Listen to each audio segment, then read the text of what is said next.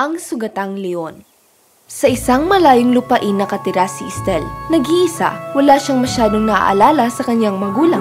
At siya ay nakatira sa bukid, kung saan siya ay may baka na nagsisilbi niyang pamumuhay at binibenta niya ang gatas, mantikilya at keso. Isang hapon habang siya ay nasa kagubatan sa lugar kung saan ang kanyang mga baka ay nakakubli.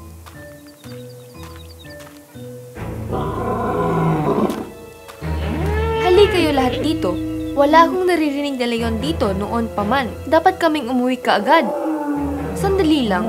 Ang tunog ng leon ay parang nasasaktan. Hindi natin siya pababayaan. Lahat kayo maghintay doon. Kaka! Kaka! Kaka! Pumunta sa Estelle upang suriin ang leon.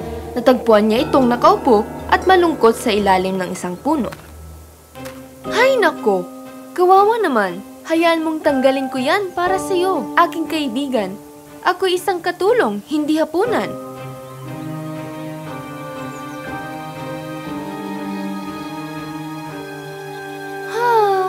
Ngayon, tandaan mo, ang tinik ay hindi masakit. Ako'y isang katulong, hindi hapunan.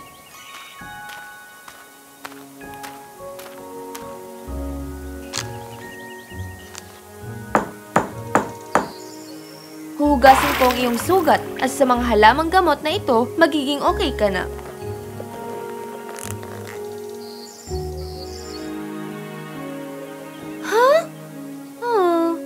Okay lang yan, malaking kaibigan. Ingat! Masaya si Estelle na tumulong sa nasugatang leon. Bumalik siya sa lugar kung saan niya iniwan ang mga baka, ngunit wala siyang nakita. Kaka! Nasaan kayo? Daisy! Buttercup! Lina! Saan sila nagpunta? Hinanap ni Estelle kahit saan at hindi niya ito makita. Lumipas ang isang taon. Margot! Saan nagpuntang mga baka? Nang ganun lang? Yun ba? Ang parehong leon? Sa bahaging ito ng kagubatan? Mukhang nahihirapan pa siya. Kawawa naman. Ngayon, lahat kayo ay mananatiling ligtas dito, okay? Babalik ako rito. Tumakbo si Estelle sa direksyon na parang may humakulhol at nakita niya ang leon na nakahiga na may karamdaman sa ilalim ng puno. Ang mahinang mukha ng hayop ay puno ng kalmot at nagdurugo. O ikaw, aking kaibigan? Anong nangyari? Natatandaan mo pa ba ako? Ako ang katulong, hindi ang hapunan. Maaari ba akong tumingin? Oh, masama ito.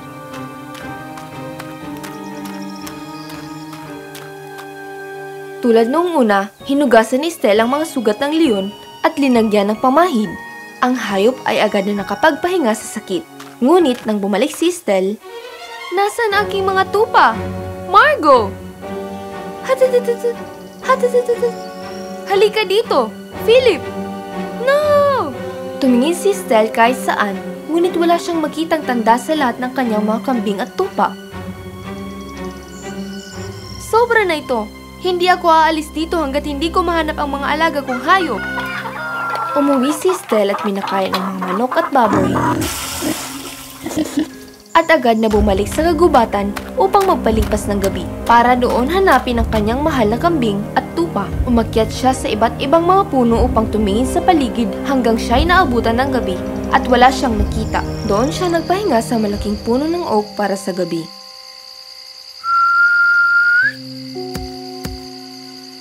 Ano? Sino yan? Nang sumikat ang araw na maganda at mataas, ang leon? Anong nangyayari dito? Nang hindi makita ang leon,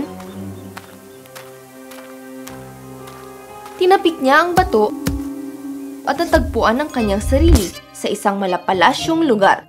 Nilinis niya ang lugar at kumain ng masarap na pagkain na nakalagay sa mesa. At bago lumubog ang araw, ay muli siyang lumapit sa puno. Nagpatuloy ito sa loob ng 3 araw.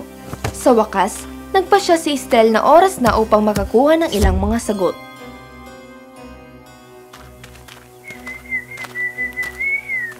Ha? Oh, ikaw ang bumisita sa aking palasyo nung nakalipas na 3 araw. Hindi nakakagulat. Anong meron sa'yo at ang leon? Sumama ka sa akin.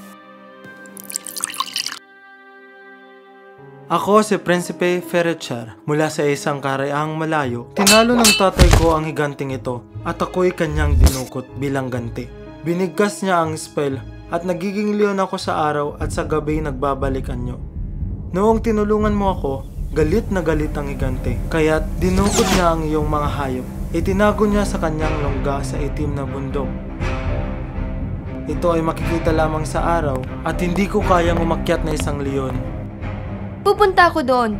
Ngunit bago yun, wala bang paraan upang masira ang iyong spell? Isang gintong coat na nakaborda gamit ang gintong buhok mula sa aking kambal na babae. Pero dahil sa spell, nakalimutan na nila ako. Paano ko makukuha ang coat? Kukunin ko to para sa'yo. Gagawin mo? Masyadong malayo ang lugar ko. Pupunta ako, ngunit bago ako umalis, kailangan ko ng isang lugar upang mamalagi ang aking mga manok, baboy at gansa upang sila ay pakainin at alagaan. Oh, iwan mo sila dito. Pangako, proprotektahan at aalagaan ko sila. Sinabi ng prinsipe kay Estelle ang daan patungo sa kanyang bansa. Naglakbay siya ng mahabang panahon at sa wakas ay nakarating sa palasyo. Aba, saan ka pupunta, Binibini? Ako isang mahirap na ulila at naghahanap ako ng trabaho. Pakiusap, tanggapin niyo ako. Hindi ka namin maaaring... Sino ang nandyan, Brinkley? Madam, naghahanap ako ng trabaho. Pakiusap, wala na akong ibang pupuntahan sa mundo. Anong kaya mong gawin? Marunong akong magpaamo ng baka. Alam kong mapagaling ng nasugatan na hayop at... Bueno, kailangan namin ng isang tao sa kwadra. Mabuti naman. Pasok. Kaya, nakakuha ng trabaho si Estelle sa palasyo. Siya ay matapat, masipag at magalang. Di kalaunan, siya ay nagustuhan ng lahat. Namangharin siya sa kanyang naobserbahan na paboritong pagkain ng hari na lugaw. At ang prinsesa ay mahilig magbihis at itali ang kanyang makapal na gintong buhok sa iba't ibang estilo. Kaya, maaari ba akong gumawa ng lugaw para sa hari ngayong umaga, Ginoo? Nagdala ako ng sariwang gatas para rito. Sige, Estelle. Tiyak! Sa lugaw, pinaghalo ni Estelle ang isang espesyal, masarap na roses na honey na matatagpuan lamang sa kanyang bansa. Ang lugaw ay handa na. Tikman niyo ito, Ginoo. Naku, ito ang pinakamasarap na luto. Sigurado akong magugustuhan ito ng hari. Sa katunayan, ang hari ay may delegasyon na darating bukas. Maaari mo bang lutuin ito para sa almusal? Nasisiyan din ako. Maaari ko bang dalhin ito sa silid ng prinsesa? Oo naman. Ang iyong agahan, kamahalan. Gustong-gusto ko ang ayos ng iyong buhok. Maraming salamat. Maaari mo bang suklayan ang buhok ko sa parehong paraan? May delegasyon si Ama bukas at nais kong magmukhang maayos. Tiyak, iyong kamahalan. Niluto ni Estelle ang lugaw at sinuklay ang buhok ng prinsesa. Humanga ang delegasyon at tuwang-tuwa ang hari at ang prinsesa kay Estelle. Humingi ka ng gantimpala, Binibini. Patawarin mo ko, kamahalan. Kakaiba ang gantimpala na hinihiling ko. Tiyak ko na para sa kabutihan ito. Nagmamakaawa ko para sa buhay ko. Naku, nagtataka ako ngayon. Huwag kang matakot, Binibini. Nagtitiwala ako sa'yo. Sabihin mo. Nais ko ang isang coat na gawa sa ginto na may burda na may isang kandado ng gintong buhok ng prinsesa. At pagkatapos ay maaari bang humiram ng iyong mga sundalo sa loob ng ilang araw? Kakaiba talaga yan. Ngunit, ang pangako ay pangako. Sigurado akong ganoon din ang iniisip mo, Binibini. Opo, Ama. Ang isang pangako ay isang pangako. Malagod kong bibigyan siya ng isang kandado ng aking buhok. Dinala ng prinsesa ang coat sa itim na bundok. Sino ang nangahas na pumasok sa aking tirahan? Ito ay si Estelle, ang may dala ng iyong kagustuhan. Isang coat na gawa sa ginto na may burda na may kandadong gintong buhok. Talaga? Oh, ito ay maganda. Sandali. Ikaw ang babaeng... Tumulong sa Prinsipeng Leon?